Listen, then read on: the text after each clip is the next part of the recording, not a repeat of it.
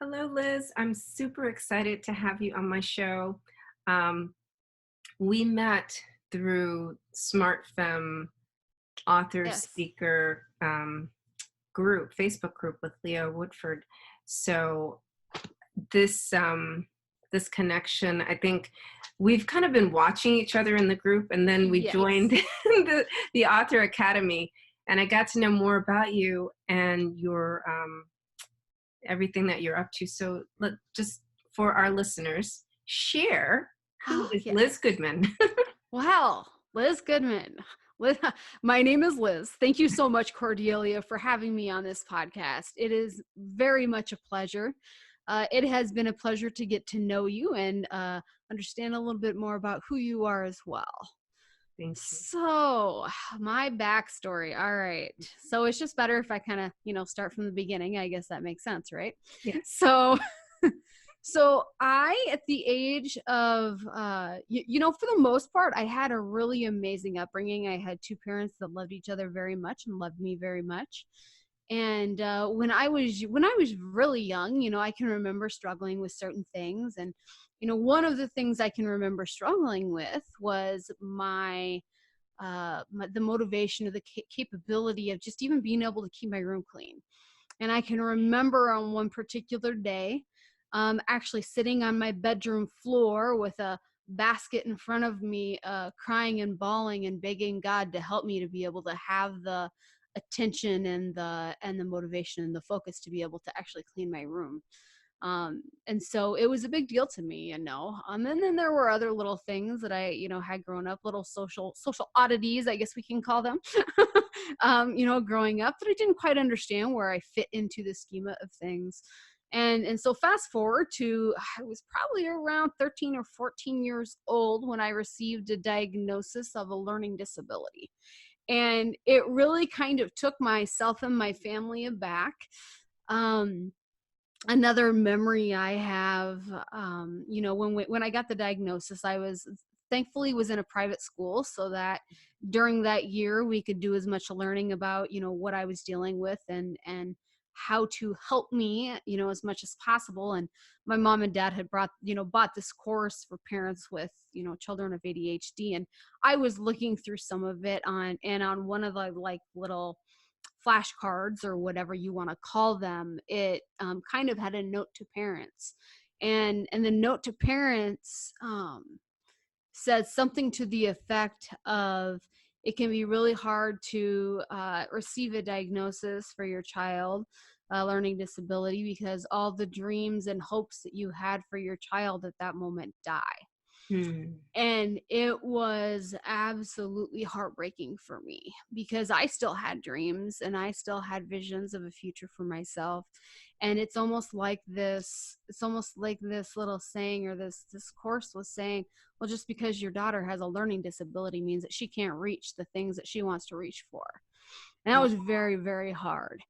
And then fast forward a couple more years, and I received another diagnosis. This time it was a chronic pain condition that is incurable. And so at this point things are kind of stacking up, and I have more and more things that I've got to try to manage in my life. And so then at 17, it was just, honestly, everything became too much, and I dropped out of high school. And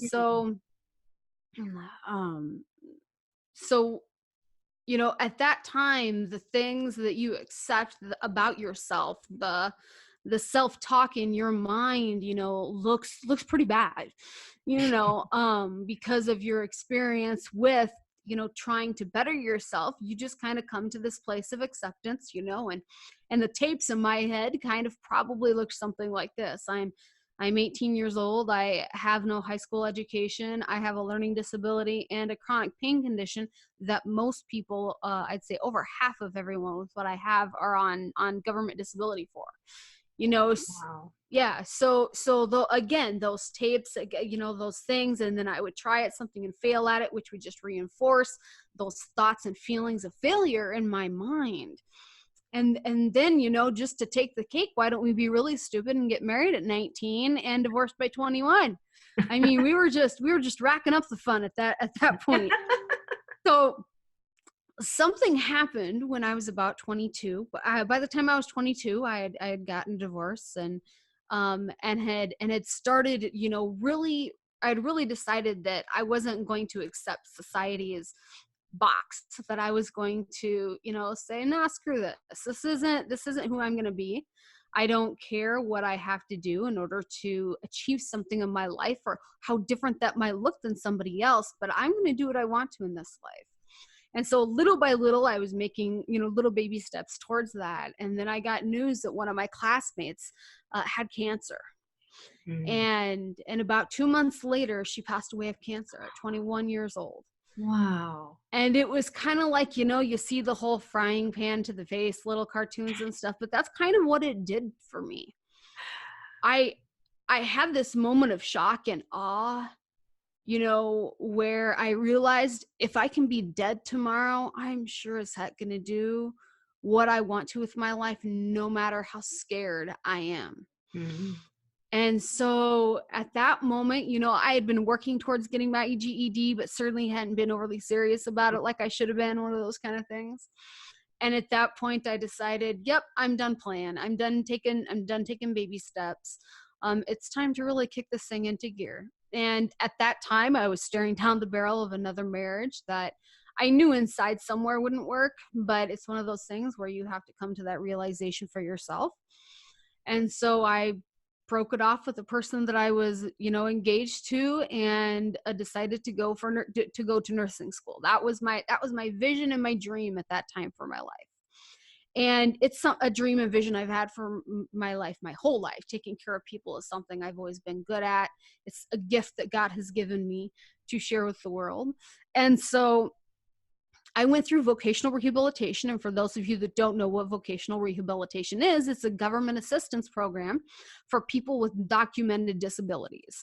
Oh. And obviously I had a few documented disabilities on my record at that time. So, I'm thinking, great, they'll help me get my GED, go for my nursing license, so on and so forth. And they were great. They helped me get my GED. They were proud of me when I got my GED. And I was, pretty excited myself when I got my GED. Then came time to go to nursing school. And so I sat down with my caseworker, I guess is what you would call them. Mhm. And I had that discussion with him. And, he expressed a few concerns, this, that, and the other, but he told me that he would certainly petition the state to see if that's something that they would be willing to do, is send me to nursing school. And about, I think a month later, I got a letter in the mail stating that I was too disabled for them to pay to go to nursing school. Wow.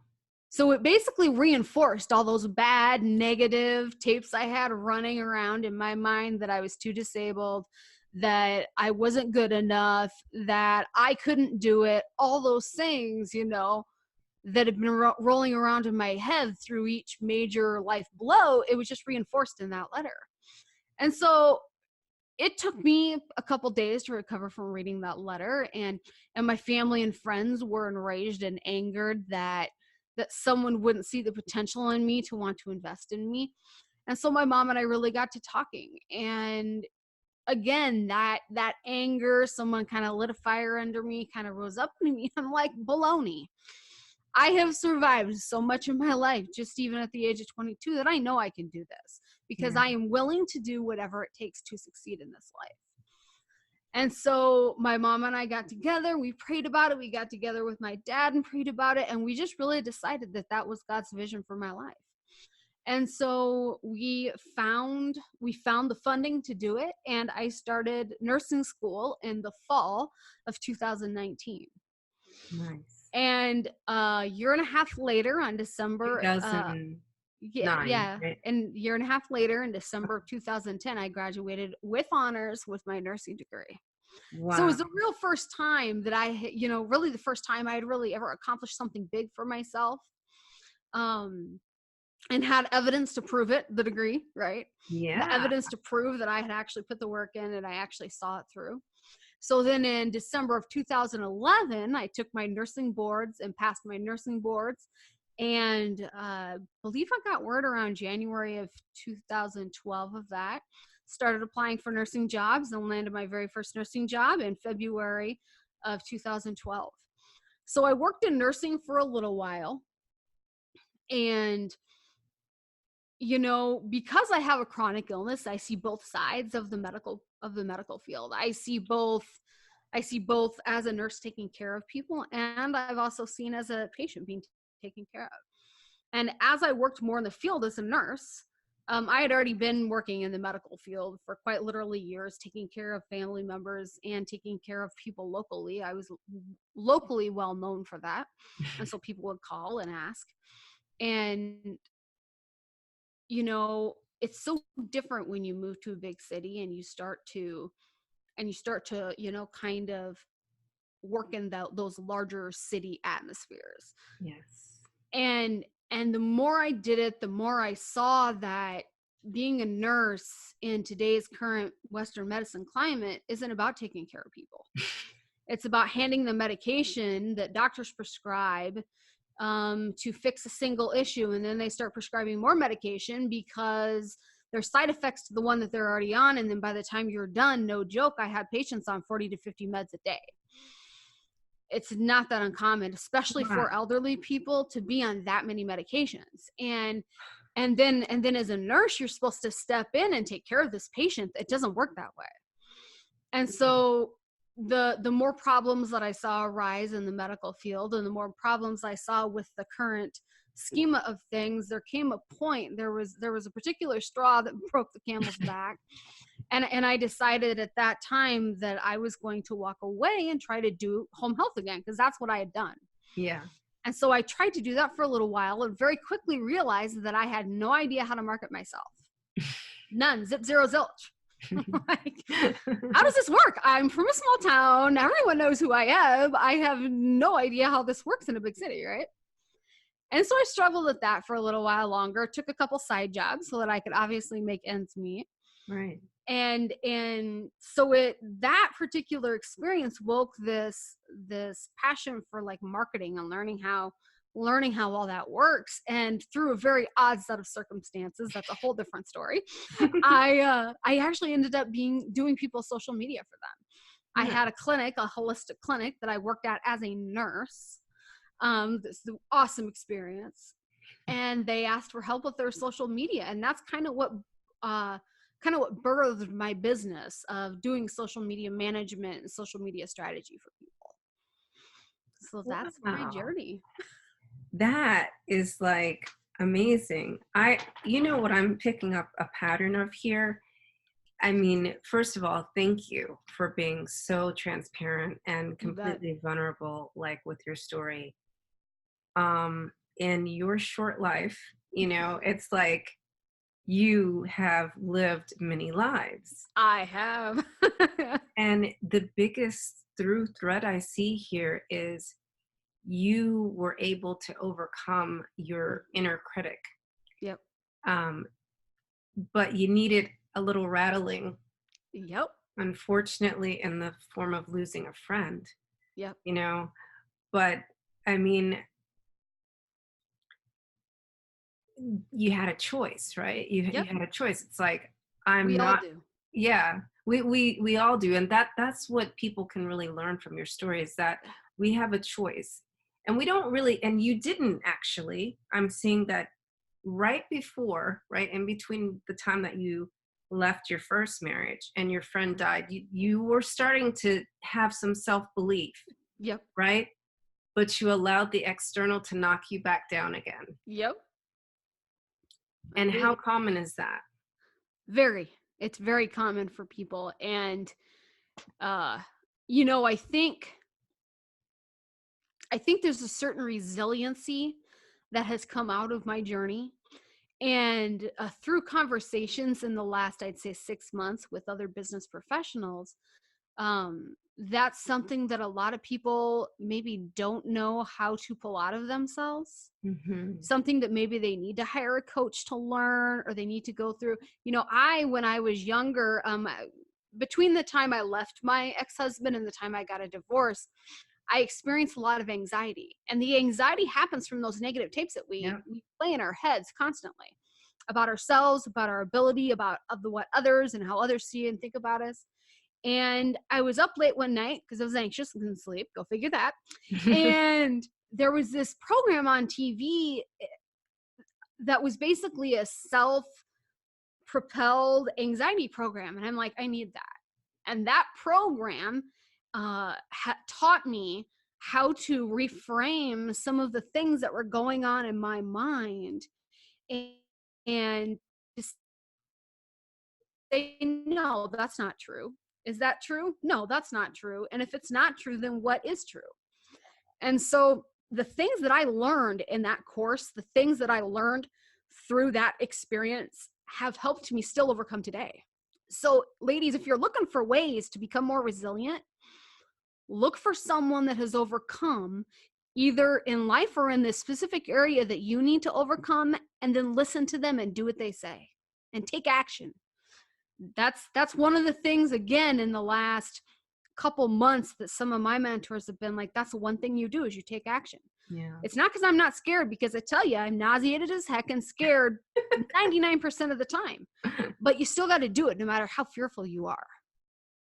Yeah, that's great advice too.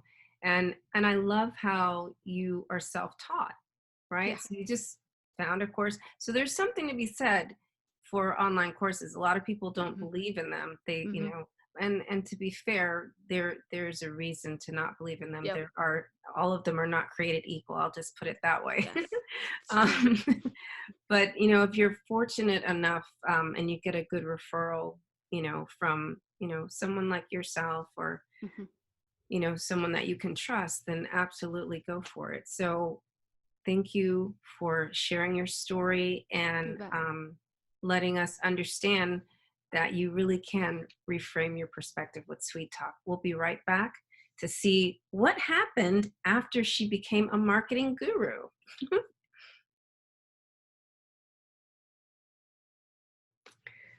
Welcome to Life Coach Radio Network. On Life Coach Radio Network, we have many shows such as Undivided with Frank Maduri and Money Matters.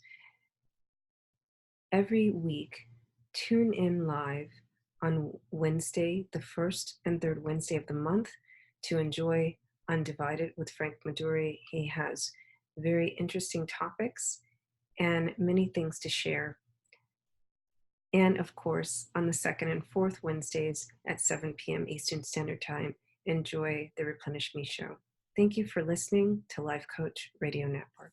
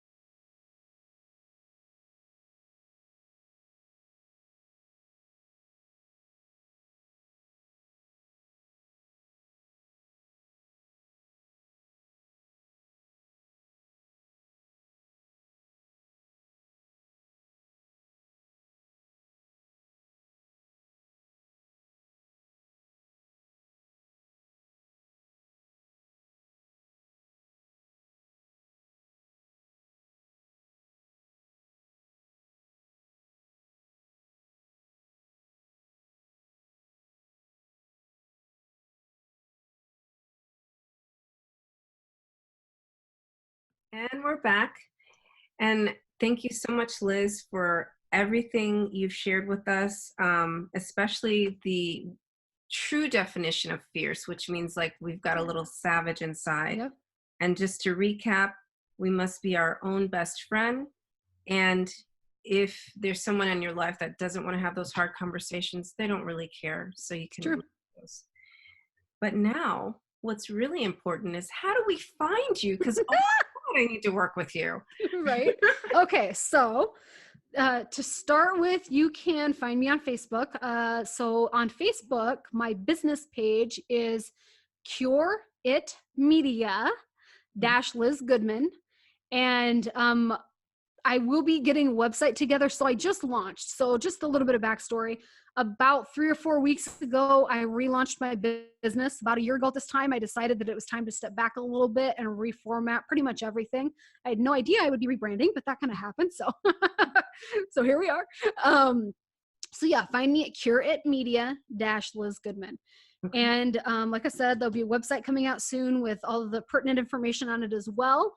Currently, what I am offering to people, I have been working. So through the 4 years of learning that I've done, doing people's social media, I found that there's certain patterns to things that work and certain patterns to things that don't.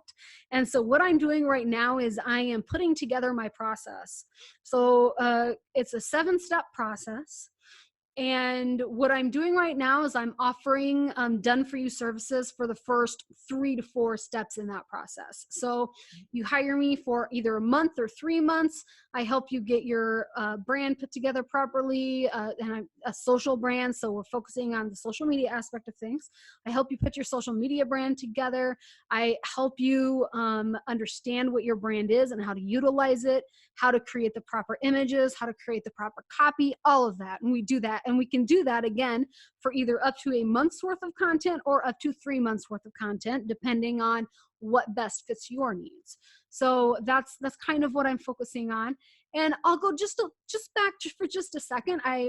When I was talking earlier to your audience, I told them that I wanted them to keep something in mind about not being able to cure the common cold, right? Mhm. So when I was challenged by my mentors, they're both like, you need to change your business name.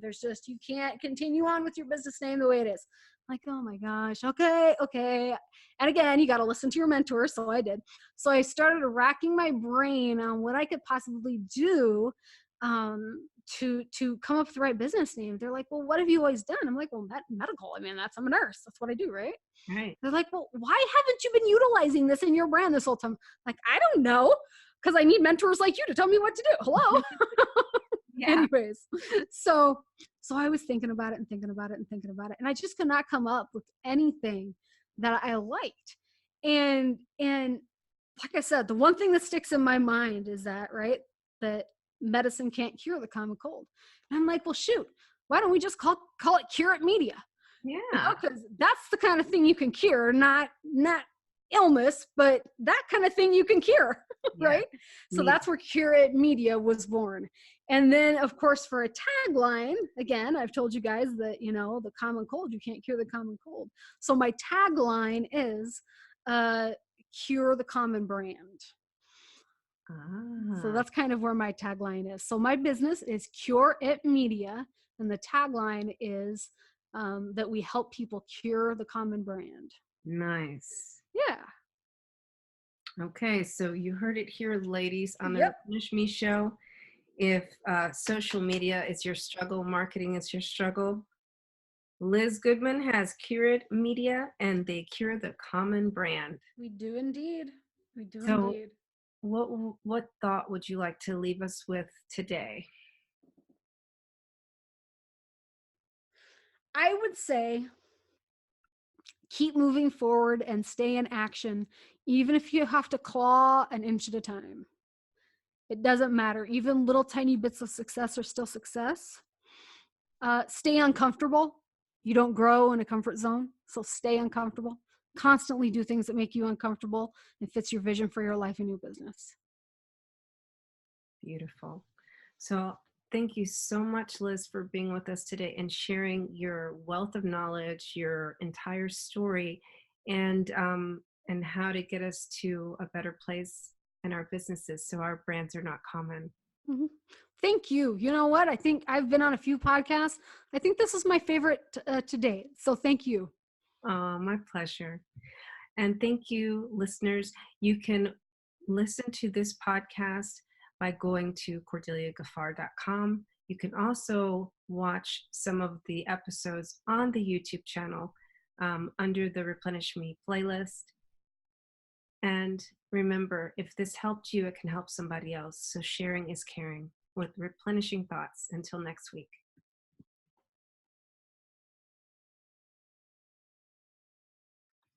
Thank you for listening to the Replenish Me Show. Remember, sharing is caring, so share this with a friend. I'm sure that you benefited and you've learned something new.